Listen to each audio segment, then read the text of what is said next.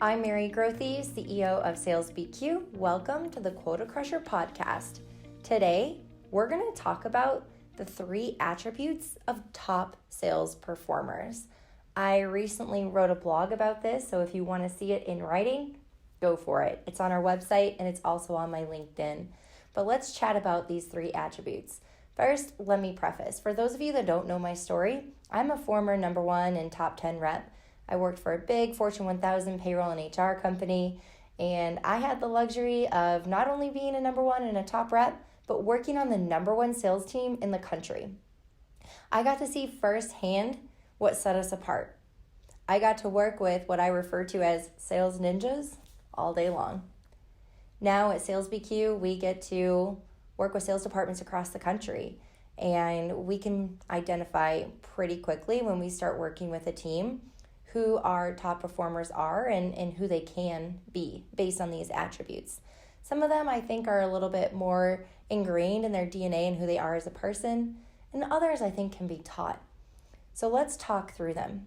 And as we talk through them, I'm going to share specific examples with you of what I've seen, both with my own selling and also with what I've seen in other reps. First, I think the one that's more ingrained in the DNA is that relentless pursuit of winning. And I think that's fueled by hating to lose, more so than loving to win. A person who has this attribute, mediocrity doesn't even exist in their mind. They'll do whatever it takes to succeed. They never come to their manager and wait to be asked about their sales activity and talk about how they missed the number of discovery meetings that they needed each week or missed a key important metric and don't have an explanation. Top sales performers typically communicate to their managers proactively. In fact, 87% of top performers are intrinsically motivated, and the self-competition, there's this inner fire inside of them that hates to lose so badly that they would never want anyone to look at them as a loser. Therefore, they often proactively report to management throughout the week. If they're ever looking at missing one of their targets, like a leading indicator, such as number of discovery meetings per week or demos or conversions to proposal or net new revenue added to a pipeline, they oftentimes will proactively report that to the manager so that they're ahead of the conversation. They care so much about being number 1 and doing whatever it takes to crush their number. They live in an entirely different mindset and different world. This attribute I've noticed with a lot of salespeople that we've had the pleasure of working with, you either have this or you don't. And I think that it comes from a lot of how you were raised and your personality. For me, I didn't have the greatest childhood and upbringing. I fought for survival on a lot of days. In fact, I started fully supporting myself when I was 15 years old and was completely out on my own supporting myself at 18.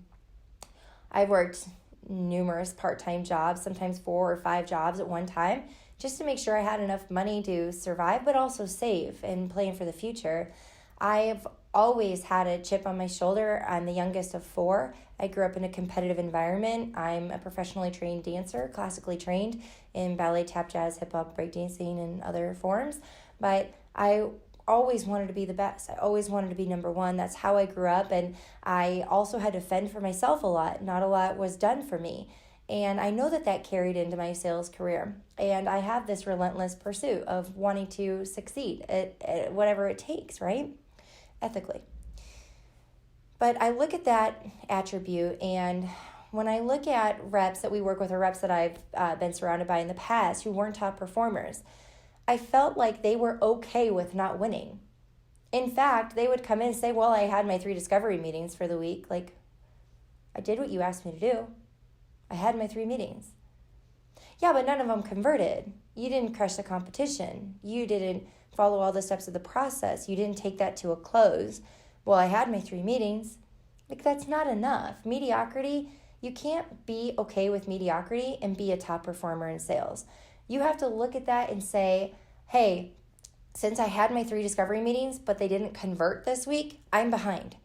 Therefore, I'll do whatever I need to do to get a 4th or 5th meeting on the calendar this week, or I'm going to make it up next week, and here's my plan on how I'm going to make that happen. Top performers, the relentless pursuit of winning, that's a big deal. Now, the second attribute is what I would refer to as having passion, conviction, and enthusiasm. I used to sell payroll.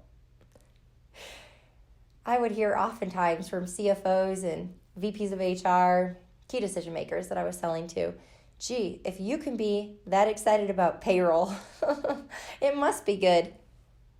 Passion, conviction, and enthusiasm for me carried me through the sale. I was selling in a very competitive environment. I know I was going up against technologies that were super powerful. I know I was going up against service models that beat mine. I knew that I was going up against proposals that were less expensive. But I wanted my buyers, my prospective clients, to buy from me. Therefore, I had to take matters into my own hands. The passion, conviction, and enthusiasm, those three categories, those are infectious. Those create motivation and urgency with your buyer. They set you apart from the competition. Going back to that word of mediocrity, people don't like mediocre salespeople. They don't want to buy from somebody who isn't screaming with passion about the product or service. Because if they don't like it, why should the buyer like it? Have you ever gone to a restaurant and asked the waiter, what are your recommendations? What are your favorite items on the menu? I've heard this answer, well, I've had about everything here. It's all pretty good. I don't think you could go wrong. Or I've had a waiter or waitress that says, you have to get the lobster mac and cheese. It is out of this world. We are known for it. In fact, we won an award for it. And people come here from all over the country requesting that lobster mac and cheese. Okay? Who do you think is inclined to buy that lobster mac and cheese? That people are going to want it. So what are you doing in your sales presentation that has passion, conviction, and enthusiasm and just putting them over the top? My recommendation is to record your sales conversation, record a sales presentation. Whether you go out in the field and you can live record it, maybe you're doing it over the web like a GoToMeeting or Zoom, and you can hit the record button and play it back later for your own internal coaching purposes. Or maybe you do a mock sales presentation with your sales manager or sales coach, but get it recorded and watch the playback. You will be blown away at what you see and what you hear. Listen to it, watch it, look at your mannerisms, look at where you can bring more life and energy to the conversation, and get a third-party opinion. Go to a peer. Go to somebody that you respect in your organization that's a top performer. Go to a mentor or manager or find a sales coach like one of us at Sales BQ to review it. We'd love to give you some feedback on that and where you can improve. But if you don't take control of that sales presentation step and really learn how to inject passion, conviction, and enthusiasm into your sales conversations, you're leaving so much to be desired. So fix that part of it if you want to be a top performer. And last but not least, maybe one of the more important pieces, and yes, this can be taught, is product and industry knowledge, marketplace knowledge, competitive knowledge. You should know it all.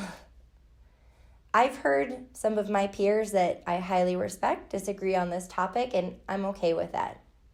I'm going to tell you from my own personal experience. Learn your product inside and out. Here's how it helped me excel in the sales conversation. I sold a rather complex technology in an industry that's not very easy to understand, but it's highly competitive and certainly saturated. I made sure that I didn't have to rely on a sales engineer. For a lot of reasons. One, when you have to stop and halt your sales process after a great discovery meeting to align 10 people's calendars, including your sales engineers, to get something booked and they don't have availability for a few days and now you're pushing it out and now they don't have availability and it's 2 weeks away, do you know how much energy and emotion and momentum you just lost in your deal because you're reliant on someone else showing the technology? Now, some of you can't get away from that because your companies have such hard-coded sales processes. However, you can still learn the technology inside and out and speak to it and potentially show from your own demo site or screenshots or be able to embed some of that product knowledge into your discovery. It works. So don't hear this the wrong way. I'm not telling you to start demoing in the middle of a discovery and not get through your discovery. I have found a way for years, this is how I've sold and what made me a top performer, to embed proof of concept by being able to show in the technology certain pieces that I'm talking about. In the world of payroll and HCM, there may have been an issue along the employee life cycle where they had to enter a new hire, and that new hire also needed to be entered into benefits, into HR, as well as a time and attendance system like a time clock. Well, if the technology they currently had didn't have integration, or they had integration, for those of you not watching the video, those were air quotes, meaning you enter in one part of the system and it never shows in the other like it's supposed to. Let's say a prospect was having trouble with that, and it was a huge sticking point. In fact, that problem was costing them money, and it was a good quantifiable ROI that you were able to uncover. Nothing screams motivation and urgency to buy at that moment. If you, the rep, have the best product knowledge, I would open up my laptop and say, this sounds like a big issue for it. And with the size of your company and as much new hire onboarding as you do, it's really slowing you down and it's causing issues and errors. Yes, agreed. Okay, great. Let me show you on my screen how we would do this in our system. I'll show you that it is actually real time. Boom, boom, boom. Does that solve your problem? And I would watch the look on their face. A couple of things happen. One, they just got proof of concept. Their mind was blown because they currently don't have that functionality, and that's a big reason why they would make that decision. Number two, the sales rep just proved out technology and proof of concept, which, by the way, most salespeople are still perceived by their buying audience as salespeople are liars, right? They overstate, they just say yes to everything so that they can get the sale. There's this perceived self-interest that you have as a salesperson, and the only way to lower that is by proving out your credibility and business intelligence, product knowledge, etc., which then, that's the trust equation, FYI.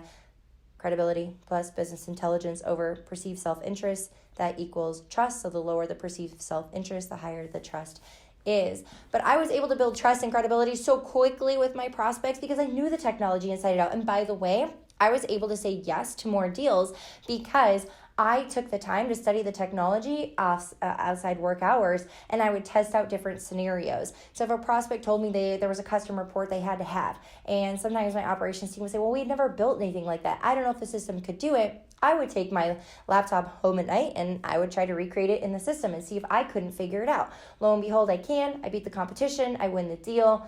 Boom. We get a sale that we most likely wouldn't have had because no one internally had the product knowledge to prove it out. Now, I'm not saying all of you need to change your role and be this hybrid sales engineer and salesperson, but if you want to win, you want to be the best, please learn your technology and service, your product inside and out, whatever it is that you're selling. If you know it, this is what you need to eliminate in the sales conversation. When the prospect says, hey, can your system or service or product do fill in the blank? And you say, wow, that's a great question. Let me find out for you. You should really try to eliminate that happening. You should make an FAQ for yourself. What you should do in your role is make a list of every question you're ever asked in the sales meeting. Then learn the answers, because chances are you'll see trends in the questions that are being asked about your product or service. Then you get trained on learning the answers and also how to show that in the demo system or in your demo site and get the proof of concept. So this is an area that I believe is an attribute of a top performer. I've used it firsthand. It's been extremely powerful in winning. Well, that concludes today's episode on the Quota Crusher podcast, all about the 3 attributes of a top sales performer. Make sure that you connect with us. You can connect with me, Mary Grothe, either marygrothe.com or find me on LinkedIn. Make sure you subscribe to our channel. And if you want to learn more about what we do in rebuilding sales departments across the country, you can go to salesbq.com.